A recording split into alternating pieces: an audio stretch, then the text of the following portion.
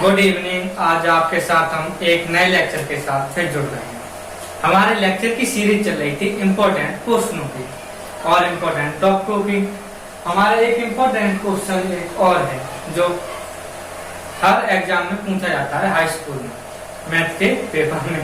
ठीक, सिद्ध कीजिए कि √2 एक अपर में संख्या है। आज हमारा फोकस इस टॉपिक पे।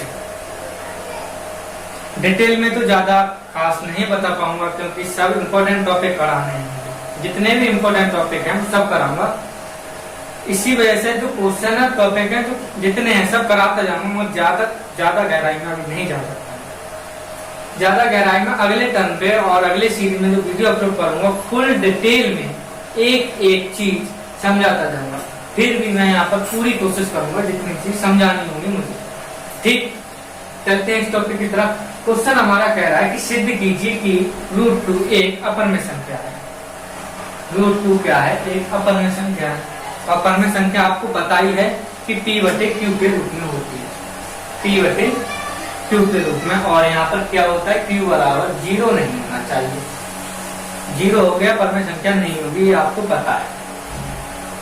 हमने क्या किया इसमें? हमने इसका उल्टा मान लिया कि माना √2 एक परमेय संख्या है। कोई दिक्कत नहीं ना। और √2 एक परमेय संख्या होगी P/Q की। तो √2 किसके बराबर हो गई? ये देखो, √2 P/Q के बराबर हो गई। हमें ये भी ध्यान रखना है यहाँ पर P और Q है क्या। यहाँ पर P और Q अभाज्य संख्याएं हैं दोनों। आप कहोगे अभाज्य संख्याएं क्या होती है? अभी बता रहा हूं अभाज्य संख्याएं क्या होती है। जहां P व Q अभाज्य संख्या है। अभाज्य संख्या का मतलब ये है उन्हें काट नहीं सकते, एक दूसरे में कटेंगे नहीं। मतलब कहने का मतलब मेरा ये है, मान लो कोई परमेय संख्या 6/10 लिखी है। आप कहोगे हाँ ये परमेय संख्या है, इसको आप काट पीट लो, क्या हो गई? 3/5। अब मैं कहूं 3 और 5 में क्या क्या कॉमन आ रहा है? मैं कहूं 3 और 5 में से कॉमन निकालो, क्या है? आपको दिखाई देगा क्या? केवल एक दिखाई देगा। एक के अलावा कोई कॉमन नहीं हो सकता इन दोनों संख्या में। केवल एक कॉमन होगा।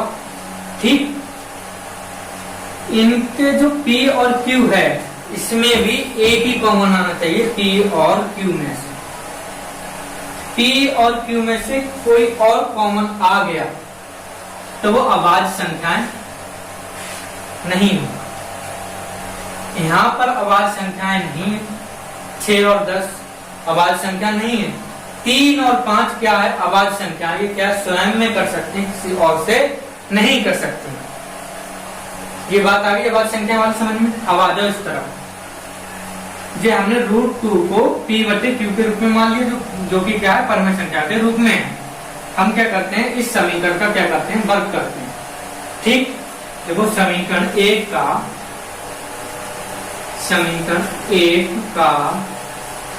वर्ग करने पर क्या मिल रहा है हमें? 2 बराबर P² यहाँ पर क्या मिला हमें? P² = 2Q²। उसके बाद हमें मिला Q² = P²/2। ठीक, कोई दिक्कत नहीं। इसको समीकरण क्या लिख लो? 2। आप देखो यहाँ P² 2 से विभाज्य हो रहा है? हो रहा नहीं हो रहा। यहाँ पर P² 2 से क्या हो रहा है? विभाज्य हो रहा। तो हम लिखेंगे यहाँ पर, जहां यहाँ P² 2 से विभाज्य है। ठीक, जब P² 2 से विभाज्य तो यहाँ पर P भी तो 2 से विभाज्य होगा या नहीं होगा? तो यहाँ पे लिखो, नहीं आई समझ में बात आपकी। यहाँ P जब P² मान लो जब 4 2 से डिवाइड हो रहा है तो दो से डिवाइड होगा या नहीं होगा? होगा, क्योंकि ये 2 आ गया p, ये क्या है हमारा p स्क्वायर बटे p स्क्वायर इजिकल टू हमारा क्या है 4 है। p बराबर हमारा क्या है 2 है, तो 2 भी तो 2 से विभाज्य हो रहा है नहीं हो रहा है? देखो ठीक, तो लिखो और p भी, देखो p भी 2 से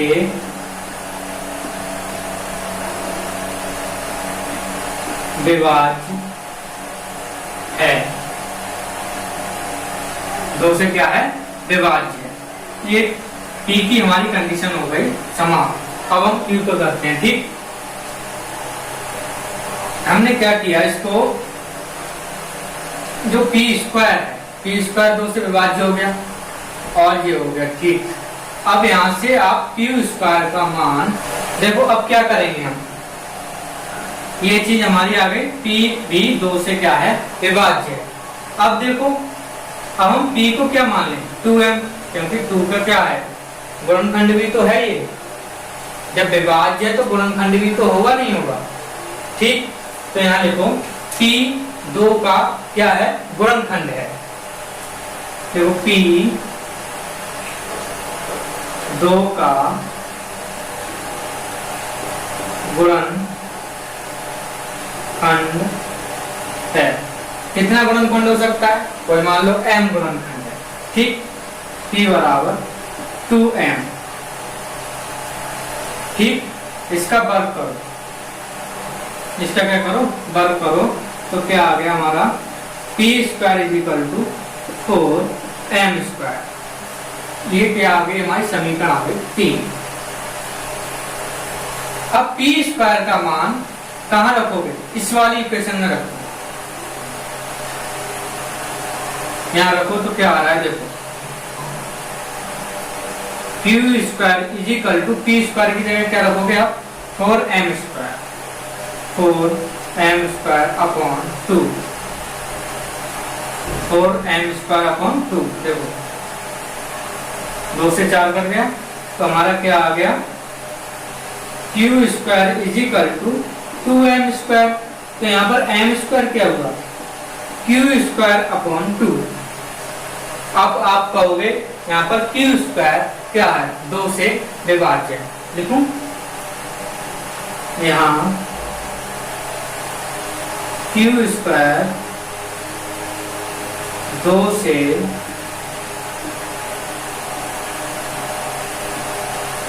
विभाज्य है। ठीक, जब q स्क्वायर 2 से विभाज्य तो q भी तो 2 से विभाज्य होगा नहीं होगा? तो यहाँ लिखो, इसलिए q भी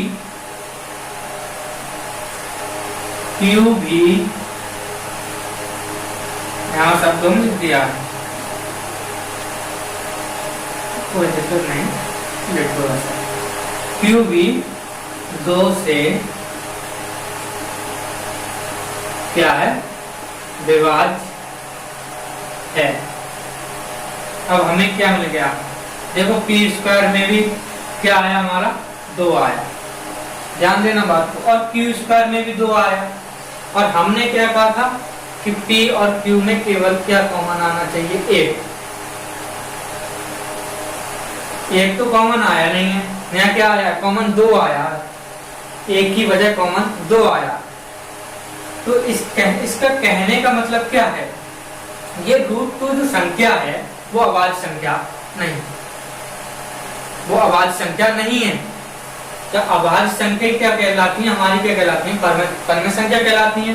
तो इसका कहने का मतलब क्या हुआ कि √2 परमेय संख्या नहीं हुई, √2 परमेय संख्या नहीं हुई। तो हम क्या लेके चले थे, उल्टा लेके चले थे परमेय संख्या मान के, तो हमारी परमेय संख्या सिद्ध नहीं हुई। तो इसका जब परमेय संख्या नहीं है तो यह परमेय संख्या ही तो हुई।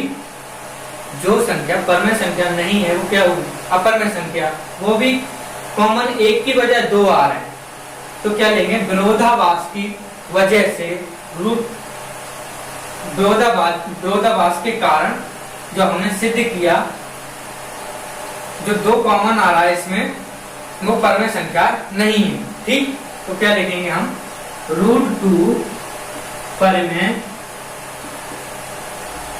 संख्या नहीं है। जब परिमेय संख्या नहीं है तो विरोधाभास के कारण क्या होगी, √2 एक अपरिमेय संख्या है। क्या लिखेंगे, √2 एक अपरिमेय संख्या है। आपको जहां पर भी दिक्कत आई हो कमेंट करके मुझे जरूर बता देना, कहां पर आपको क्या चीज समझ में नहीं आई, कि अभाज्य संख्या समझ में नहीं आई, कि किससे विभाज्य किससे विभाज्य नहीं, क्या कॉमन आ रहा है आपको। जहां पर भी दिक्कत आई हो वहां पर कमेंट करके मुझे बता देना। मैं अगली वीडियो जो और नेक्स्ट वीडियो नेक्स्ट टर्म पे बताऊंगा ना, उसमें सारी चीज और क्लियर कर दूंगा आपको। मैं केवल इस टाइम इंपॉर्टेंट क्वेश्चन लेके चल रहा हूँ, इंपॉर्टेंट टॉपिक लेके चल रहा हूँ बोर्ड की दृष्टि से। ठीक, मैंने ये सिद्ध कर दिया कि √2 एक अपरिमेय संख्या है। ये चीज हमारा क्या हो गया, हमारे ये √2 एक अपरिमेय संख्या है, ये टॉपिक हमारा फिनिश हो गया। यहाँ पर लिख देना और विरोधाभास के कारण, ठीक, विरोधाभास के कारण लिख देना कि √2 एक अपरिमेय संख्या है, परिमेय संख्या नहीं है। हम क्या मान के चले थे, परिमेय संख्या मान के चले थे। परिमेय भी संख्या की क्या सिद्ध नहीं हुई, √2 एक परिमेय संख्या सिद्ध नहीं हुई। जब परिमेय संख्या सिद्ध नहीं हुई तो यह अपरिमेय संख्या हो गई। ठीक, नेक्स्ट अगले इंपॉर्टेंट टॉपिक में और नेक्स्ट लेक्चर में आपके साथ फिर जुड़ते हैं और नई वीडियो के साथ फिर मिलेंगे। Thank you.